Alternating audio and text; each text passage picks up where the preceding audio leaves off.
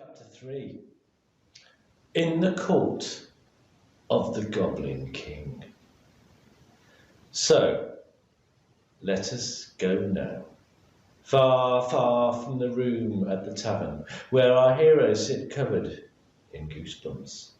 Far, far from the high street, where Martin Laundrette is working on a very secret invention, which probably won't get explained until a bit later.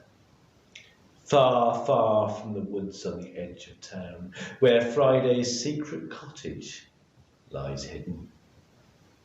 Far, far from Lamonic Bibber, and away we go, over the frozen fields and streams, until we come to a place where the snow falls like Frankenstein's dandruff, and the wind howls like Dracula stubbing his big toe on a coffee table, where the way is hard and steep and twisty, and where no sunlight ever seems to fall.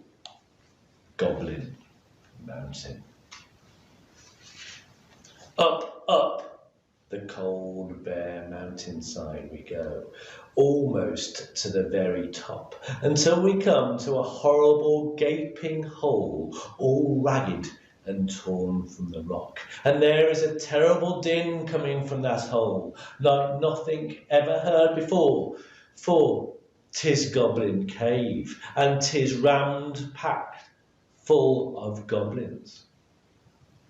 Big ones, weeny ones, sort of in-betweeny ones, goblins. Bald ones, hairy ones, dirty, great, big, scary ones, goblins.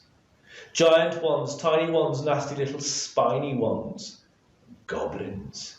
Stinky ones, clean ones, not really, they're all stinky, goblins.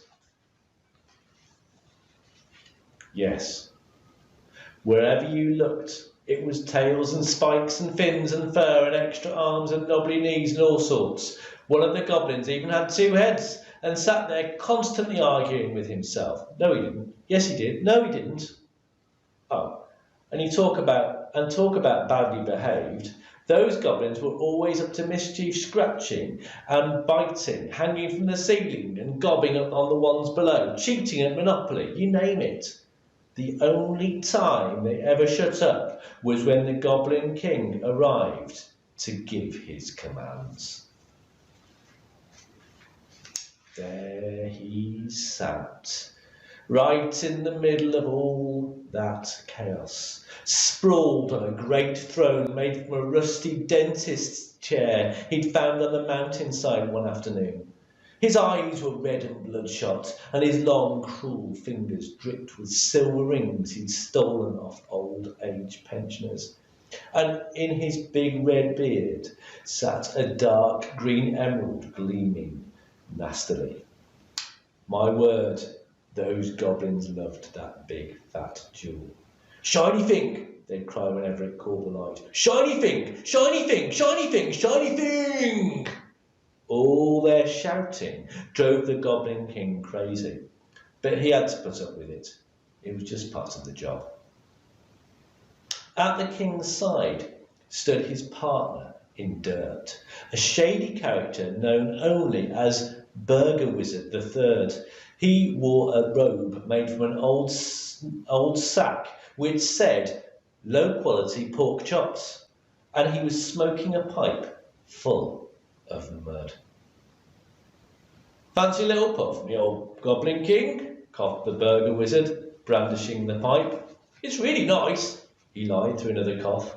Get lost, Flemmy, replied the Goblin King. Where's me supper? I'm starving my face off here. No problem, said the Burger Wizard, or BW for short. He reached into his filthy robe and pulled out a bunch of steaming chicken entrails. Delicious, growled the Goblin King, swallowing them down whole. Now, I got important kingy stuff to do. Mighty Goblin Army, he commanded, tell me your news, or I'll give you a Chinese burn. At this, the captain of the Goblin Army ran forward, his lieutenant at his side.